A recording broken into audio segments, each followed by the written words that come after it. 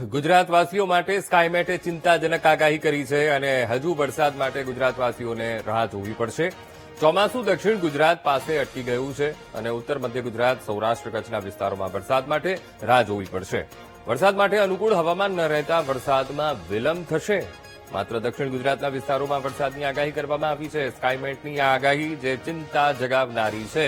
ચોમાસું દક્ષિણ ગુજરાત પાસે જ અટકી ગયું છે અને હમણાં એવો કોઈ સંજોગ, કોઈ પરિસ્થિતિ એવી કુદરતી ઊભી નથી થઈ રહી કે ચોમાસું આગળ વધે, ચોમાસાને આગળ વધવાનું બળ મળે.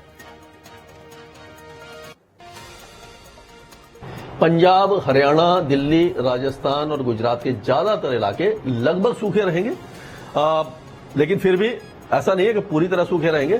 देर दोपहर, शाम को और रात के समय गरज चमक के साथ धूल भरी आंधी, तेज हवाएं और हल्की फुल्की बारिश आपको दिखाई दे जाएगी. अब गुजरात की बात करते हैं तो गुजरात की एक आप कह सकते हैं कि यहां पर किस्मत थोड़ी सी हमारी खराब है कि ये जो वेदर है यहां पर अभी मानसून का बहुत लंबा इंतजार करना पड़ेगा.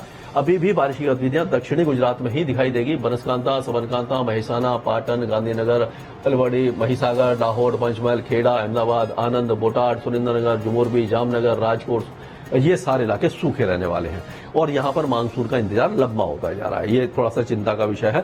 अब अगर महाराष्ट्र की बात करें तो महाराष्ट्र में अब झमाझम बारिश की संभावना दक्षिणी इलाकों में है. रायगढ़ से लेकर के रत्नागिरी, सिंधुदुर्ग और गोवा में भी अच्छी बारिश, सांगली, सतारा, कोल्हापुर, ये सारे इलाके बारिश देखेंगे. एक वेदर सिस्टम लग रहा है कि अंदर की तरफ आएगा और वो उस समय विदर्भ और मराठवाड़ा के ज्यादातर इलाकों में 2 दिन के बाद बारिश देगा और मुंबई में भी 30 तारीख से बारिश की गतिविधियां बढ़ेंगी, जो 4-5 तारीख को heavy to very heavy rainfall हो सकता है.